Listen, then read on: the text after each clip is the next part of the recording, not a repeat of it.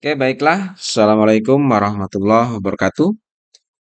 Kembali kita lanjutkan untuk proses pencatatan dokumen transaksi dari UD Lancar Jaya, di mana pada pertemuan sebelumnya kita sudah sampai pada tahapan mencatat dokumen transaksi nomor 15 ke jurnal umum dan sebagainya.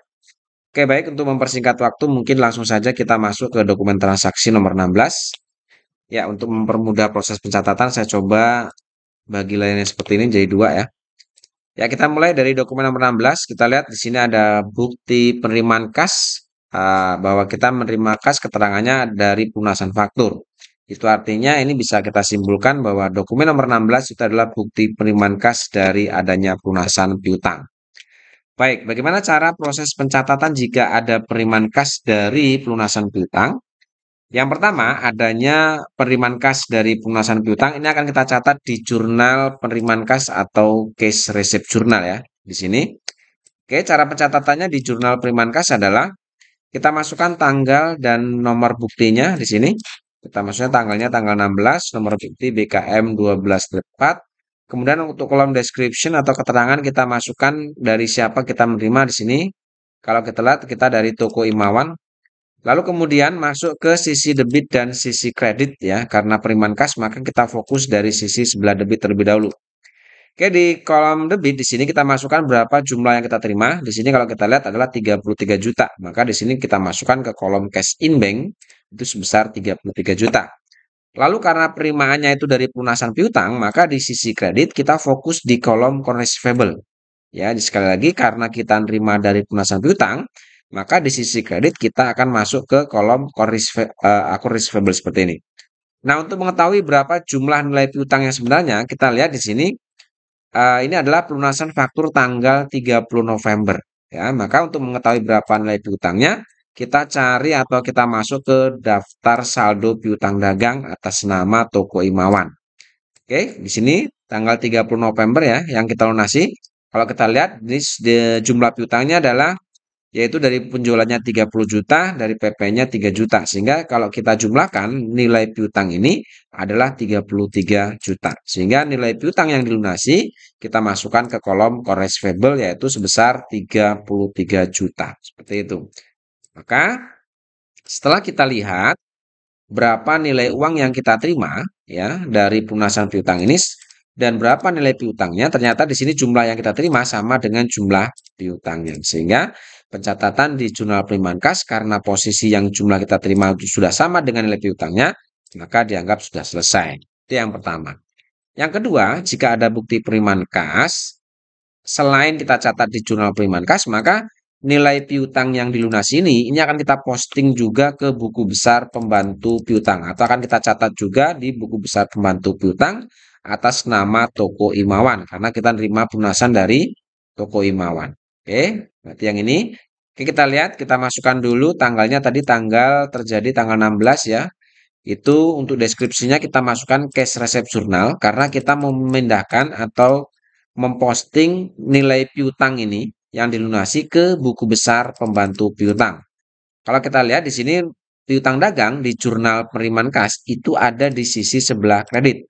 Maka di buku besar pembantu piutang nilai piutang yang dilunasi itu pun kita masukkan di sisi sebelah kredit untuk kolom posting di sini. Kita masukkan di sisi kredit sebesar 33 juta. Oke, setelah kita posting dari jurnal penerimaan kas ke buku besar pembantu piutang ini, maka selanjutnya kita akan perhitungkan dengan nilai saldo sebelumnya. Sebelumnya ada saldo 33 juta piutang, lalu tanggal 16 ini ada pelunasan 33 juta. Jumlah saldo piutang dengan jumlah pelunasan sama, atau di sini kita lihat ada sisi debit dan sisi kredit. Karena berbeda sisi, maka otomatis untuk nilai saldo ini dikurangi dengan adanya pelunasan piutang. Maka untuk piutang dagang kepada toko Imawan atau terhadap toko Imawan per tanggal 16 ini piutangnya lunas. Oke, itu jika ada transaksi pelunasan piutang. Oke, sekarang kita lanjut ke dokumen transaksi nomor 17. Oke, di sini ada bukti pengeluaran kas ya. Kita mengeluarkan kas kalau kita lihat sebesar 11 juta. Ini keterangannya adalah untuk pembayaran PPN untuk November. Oke, adanya pengeluaran kas untuk membayar PPN bulan November, maka ini akan kita catat di jurnal pengeluaran kas atau cash payment journal di sini. Oke, cara pencatatannya di jurnal pengeluaran kas, yang pertama adalah kita masukkan dulu tanggalnya, terjadi tanggal 17, oke, nomor buktinya adalah BKK 12-3. Keterangannya karena di sini pembayaran PPN untuk bulan November, maka kita masukkan keterangan pembayaran PPN bulan November. Oke, karena pengeluaran kas kita fokus dari sisi sebelah kredit. Ya, kita masuk dulu ke cash in bank. Di sini kita mengeluarkan 11 juta. Ya, maka kita masukkan di kolom cash in bank sisi sebelah kredit 11 juta. Keterangannya karena untuk pembayaran PPN, maka di sisi debitnya kita jangan masuk ke kolom account payable. Karena kita mengeluarkan kas bukan untuk membayar utang dagang. Karena kita mengeluarkan kas untuk membayar utang lain-lain atau utang PPN, maka kita catat di sisi debit itu adalah kolom order. Kita masukkan nomor akunnya di sini untuk pembayaran PPN, berarti utang PPN, kode akunnya adalah 21400 ya. Ini adalah utang PPN. Kemudian di sini jumlahnya yang dilunasi PPN utangnya adalah 11 juta. Maka di kolom amount kita masukkan 11 juta. Oke. Jadi untuk nama PPN yang dilunasi adalah PPN payable ya. Jadi utang PPN kita lihat di daftar akun silakan disesuaikan. Untuk kode akun utang PPN-nya itu 21400. Oke, itu jika ada pengeluaran kas untuk membayar utang dagang. Membayar utang PPN. Sekarang kita masuk ke dokumen nomor 18. Di sini ada voucher. Kita tahu bahwa voucher itu adalah bukti transaksi pengeluaran kas kecil. Maka karena ini adalah pengeluaran kas kecil, maka akan kita catat di jurnal petty cash atau kas kecil seperti ini. Oke, cukup mudah untuk petty cash-nya ya. Kita masukkan tanggal transaksi tanggal 18 dan nomor transaksinya adalah V12-4 keterangannya. Di sini untuk keperluan pribadi, artinya si pemilik mengambil uang perusahaan untuk keperluan pribadinya atau biasa disebut dengan prive gitu. Jadi pengambilan pribadi pemilik untuk oleh pemilik ya. Maka disebut dengan prive. Kemudian adanya pengambilan pribadi ini perusahaan mengeluarkan 1 juta. Maka kita masukkan ke petty cash sisi kredit 1 juta. Nah, untuk keperluan pribadi sendiri kita akan gunakan akun yaitu Cakra Drawing ya, Tuan Cakra Drawing ya. Kemudian kode akunnya sendiri untuk Cakra Drawing adalah 31200 nilainya sama 1 juta. Oke, itu untuk voucher kas kecil dokumen nomor 18. Kita masuk ke dokumen nomor 19. Oke, di sini ada nomor faktur ya. Walaupun di sini tidak ada tulisan faktur, maka ini bisa kita simpulkan sebagai faktur, di mana untuk kopnya adalah perusahaan UD Lancar Jaya. Itu artinya ini bisa kita simpulkan bahwa transaksi nomor 19 itu adalah transaksi penjualan secara kredit. Jika ada penjualan secara kredit, yang pertama, adanya penjualan itu akan kita catat dulu yang pertama di sales journal untuk mencatat nilai penjualannya.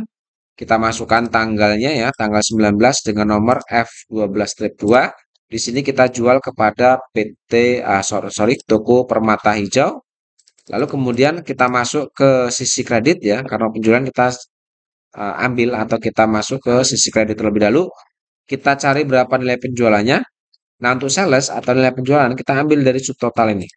Sini kita lihat ada 233.500. Kita masukkan ke sini. Lalu untuk PPN-nya kita ambil dari kolom PPN 10% itu. Kemudian freak-nya di sini ada 80.000 ya untuk beban angkut penjualannya. Kemudian setelah itu baru nilai sales ini ditambahkan dengan nilai PPN, ditambahkan dengan nilai beban angkut penjualan, maka akan menjadi piutang dagang kita. Sehingga jumlah sales plus PPN plus freight collected itu sama dengan nilai piutangnya. Atau kalian bisa juga mengambil untuk account receivable ini dari kolom total ini. Tetapi untuk mengantisipasi adanya kesalahan penjumlahan di soal, maka untuk lebih aman kalian jumlahkan saja sales ini ditambah PPN ditambah freight lalu letakkan di sini. Ya, seperti itu. Itu yang pertama. Yang kedua, jika ada penjualan kredit, karena adanya penjualan kredit ini muncul piutang dagang, maka munculnya piutang dagang atas nama Toko Permata Hijau. Nilai piutang ini akan kita posting ke buku besar pembantu piutang atau subsidiary ledger account receivable. Oke, kita masuk ke buku besarnya Toko Permata Hijau ya di sini. Kita masukkan tanggal transaksi tanggal 19. Lalu karena kita mau mengambil data piutang tadi yang di jurnal sales, maka deskripsinya kita masukkan sales jurnal dengan inisial atau ref-nya SC. Tadi di sales jurnal piutang muncul di sisi sebelah debit dengan nilai tadi kalau kita lihat nilainya adalah 256.630. Kita masukkan di sini ya. Lalu kemudian setelah itu baru kita perhitungkan dengan nilai saldo. Sebelumnya untuk saldo piutang atas nama Permata Hijau di sini tidak ada saldo lagi, maka otomatis adanya munculnya piutang tanggal 19 ini akan menjadi saldo piutang per tanggal 19 ini. Ya, jadi per tanggal 19 muncul kembali piutang terhadap toko Permata Hijau atas adanya transaksi penjualan tanggal 19 ini. Oke, itu yang kedua ya. Tadi yang pertama kita catat di sales jurnal, kemudian yang kedua kita catat di buku besar pembantu piutang, dan yang ketiga adanya penjualan kredit ini akan kita catat di buku besar pembantu piutang, ke dalam kartu persediaan untuk mencatat berkurangnya adanya persediaan barang dagang kita dengan adanya transaksi tunggal itu. Oke, yang pertama di sini kita masukkan atau kita masuk dulu ke buku besarnya Acer karena di sini kita tanggal 19 menjual 7 unit untuk Acer dan 5 unit untuk Sharp ya. Kita masuk dulu di buku besar ke kartu persediaannya toko Acer. Eh, ke kartu persediaannya Acer ya. Kita masukkan dulu tanggalnya tanggal 19, nomornya adalah F12-2. Keterangannya kita jual kepada toko Permata Hijau. Oke, karena di sini transaksi penjualan, maka kita masuk ke kolom out. Di sini untuk Acer sendiri, tanggal 11 menjual 7 unit ya. 7 unit, kita masukkan 7 unit. Tentunya dengan harga pokok atau kolom price ini ngambilnya di price di kolom balance ini. Yaitu 18.120.000. Sehingga total harga pokok untuk 7 unit itu adalah 126.840. Lalu kemudian kita masuk ke kolom saldonya, sebelumnya ada saldo 23, ada penjualan 7, maka otomatis sekarang persediaan kita menjadi 16 dengan harga pokok masih tetap 18.120, sehingga total nilai persediaan sekarang untuk Acer menjadi 289.920. Oke, itu untuk Acer. Sekarang kita masuk ke kartu persediaannya Sharp. Ya, kartu persediaan Sharp. Kita masukkan tanggal, nomor, dan keterangannya sama seperti di atas tadi. Lalu kembali kita masuk ke kolom out karena ini penjualan. Oke, kita masukkan dulu di sini untuk Sharp itu menjual 5 unit ya. Dengan harga pokok barang yang dijual kita lihat di kolom price ini. Ini adalah harga pokoknya yaitu 15.173 sehingga harga pokok barang yang dijual untuk 5 unit itu adalah 75.869.565 rupiah. Oke, lalu kita perhitungkan dengan saldo. Sebelumnya ada 12 unit, dijual 5 menjadi 7 sekarang ya. Menjadi 7 unit dengan harga pokok masih sama, sehingga total nilai persediaan kita untuk Sharp itu menjadi 106.217.391 rupiah. Oke, itu jika ada transaksi penjualan secara kredit ya, kita catat di sales jurnal, kemudian yang kedua kita masuk ke buku besar pembantu piutang, dan yang ketiga kita catat di kartu persediaan untuk mencatat berkurangnya persediaan dagang kita. Oke, dari data persediaan barang dagang kita yang ada di kartu persediaan, dari 7 unit yang kita jual dan 5 unit Sharp yang kita jual, di sini muncul harga pokok barang yang dijual. Untuk 5 unit harga pokoknya adalah 75 juta, untuk 7 unit itu 126 juta. Dan harga pokok barang yang kita jual ini akan kita catat atau kita catat lagi itu di sales jurnal ya. Sekarang kita jumlahkan di sini. Nilai harga pokok untuk 5 unit ini adalah 75.869 juta sekian ditambah dengan 126.840 itu berapa? Maka kita masuk ke sales jurnal di sini. Kita masukkan di sisi debit yaitu di kolom cost of goods sold seperti ini yaitu 202 juta dan di sisi kreditnya kita masuk ke kolom inventory. Ya, 202 juta sekian. Sehingga saya ulang lagi harga pokok barang yang dijual yaitu untuk 7 unit Acer dan 5 unit untuk Sharp. Ini harga pokoknya yaitu 75 juta sekian dan 126 juta sekian. Kalian jumlahkan lalu kalian masukkan kembali atau kembali kita masuk ke sales jurnal, masukkan ke kolom cost of goods sold di sisi debit ya dan masukkan ke kolom inventory di sisi kredit. Seperti itu. Ya, jadi Urutannya adalah tadi yang pertama kita catat di sales jurnal ini. Lalu yang kedua, munculnya piutang ini kita masukkan atau kita pindahkan ke buku besar pembantu piutang atau subsidiary ledger account receivable. Lalu kemudian yang ketiga kita masuk ke kartu persediaan, dan dari kartu persediaan ini muncul harga pokok barang yang dijual. Munculnya harga pokok ini kita jumlahkan, lalu kita kembali lagi ke sales jurnal untuk memasukkan harga pokok barang yang dijual. Seperti itu kira-kira untuk pencatatan jika ada transaksi penjualan secara kredit. Dan dokumen nomor 20 kita masuk di sini ada bukti pengeluaran kas ya. Bukti pengeluaran kas itu keterangannya pelunasan faktur, yaitu dari tanggal 11 Desember kemudian dikurangi dengan retur pembelian dengan diskon 3% yang dihitung dari nilai pembelian dan PPN-nya. Oke, adanya pengeluaran kas ini kita catat di jurnal pengeluaran kas atau cash payment journal ya. Yang pertama, kita masukkan dulu tanggalnya, tanggal 20, lalu nomornya adalah BKK 12-5, ke strip 4, sorry. Keterangannya adalah kita membayar utang kepada PT Cahayatech. Seperti itu. Oke, karena pengeluaran kas kita fokus dari sisi sebelah kredit. Kita masuk di sini di sisi kredit, kita masuk ke cash in bank berapa yang kita keluarkan. Di sini kita mengeluarkan 314 juta. Ya, 314 juta sekian itu untuk melunasi utang dagang kita yang terjadi tanggal 11 dikurangi dengan retur. Sehingga untuk mengetahui berapa nilai utang dagang kita masuk ke transaksi tanggal 11. Oke. Transaksi tanggal 11 berarti yang ini ya. Kita beli kepada Cahayatech. Nilai pembeliannya atau total utang yang terjadi tanggal 11 itu adalah 377.960. Tadi keterangannya adalah dikurangi dengan nilai retur.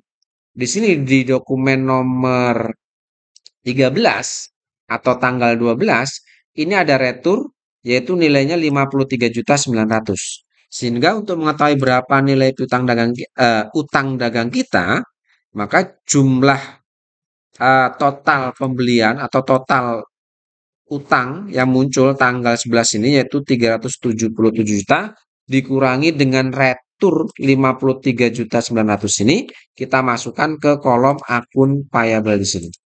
Ya, ini adalah nilai utang dagang kita. Ya, ini didapat dari total transaksi faktur pembelian atau total nilai pembelian tanggal 11 atau total utang ini, kemudian dikurangi dengan retur yang terjadi tanggal 12, yaitu sebesar 53.900, maka itu kita masukkan ke kolom akun payable sebagai utang dagang kita.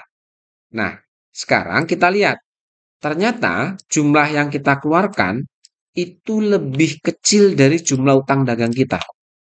Nah, munculnya atau tidak seimbangnya antara jumlah yang kita keluarkan dengan jumlah utang dagang kita, karena di sini ternyata keterangannya adalah bahwa kita mendapatkan diskon, yaitu sebesar 3% dari nilai utang dagang kita. Oke, tadi transaksi nomor berapa tadi? Ya, transaksi nomor 19 ya. Ya, yang ini.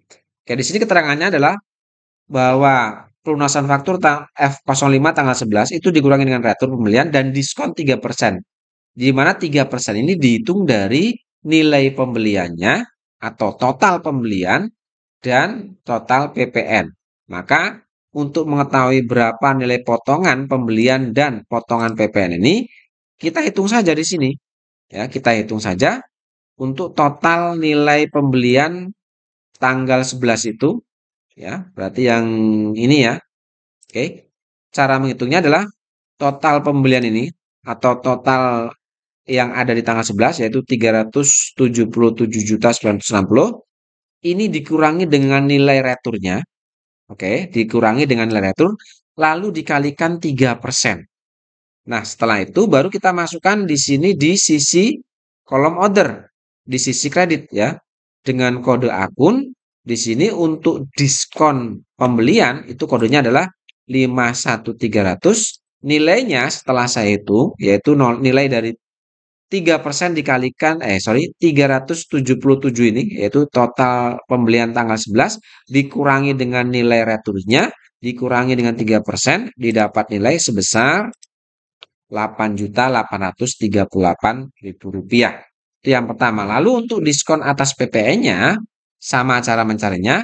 Nilai PPN terjadi tanggal 11 atau jumlah PPN atas transaksi pembelian tanggal 11 dikurangi dengan nilai PPN retur tanggal 12 dikalikan 3%.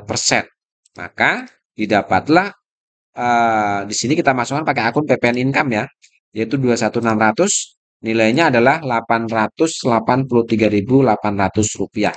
Ya, sekali lagi ini didapat dari nilai PPN yang muncul di transaksi tanggal 11 ini, oke, dikurangi dengan nilai retur atau PPN yang ada di retur tanggal 12, lalu dikalikan 3%. Maka setelah dihitung dapatlah Rp883.800. Seperti itu. Ya. Itu pembelian atau pengeluaran kas untuk membayar utang dagang, sorry. Nah, itu setelah adanya pelunasan tanggal 19, tanggal 18. Maka yang kedua, setelah pengeluaran kas ini tanggal 20 ya. Oke, pengeluaran kas ini selain dicatat di jurnal pengeluaran kas, maka akan kita catat juga munculnya pelunasan utang dagang ini, munculnya utang atau berkurangnya utang dagang ini akan kita catat juga di buku besar pembantu utang atau subsidiary ledger account payable. Kita masuk ke buku besar pembantu utangnya atas nama PT Cahaya Tech, berarti yang ini. Oke, kita masukkan dulu tanggalnya 20, kemudian keterangannya, karena kita mau memindahkan atau mencatat atau memposting ya, memposting munculnya utang dagang di jurnal pengeluaran kas yang dilunasi, maka di sini keterangannya adalah kita masukkan cash payment journal karena kita mau memposting nilai utang dagang atau berkurangnya utang dagang yang terjadi di jurnal pengeluaran kas tadi. Oke, untuk ref-nya adalah CPG. Tadi di jurnal di jurnal pengeluaran kas utang dagang muncul di sisi sebelah debit. Ya, di sisi sebelah debit yaitu sebesar Rp324.060. Oke, kita lihat Rp324.060 ya. Nilai utang dagang yang berkurang ini di jurnal pengeluaran kas kita pindahkan atau kita posting ke buku besar pembantu utang ya. Lalu di sisi posting, kolom posting kita masukkan di sisi debit. Lalu setelah itu baru kita masuk ke kolom saldo. Sebelumnya ada saldo utang yaitu Rp324.060.000 dan tanggal 20 ada pelunasan dengan jumlah yang sama. Sehingga karena jumlah saldo utang sama dengan jumlah pelunasan yang terjadi tanggal 20, maka per tanggal 20 nih utang dagang kita kepada PT Cahaya Tech dianggap selesai atau lunas. Oke, saya rasa ini dulu karena begitu panjang durasi. Untuk dokumen transaksi nomor 21 kita akan lanjutkan pada pertemuan berikutnya. Saya rasa cukup. Terima kasih. Assalamualaikum warahmatullahi wabarakatuh.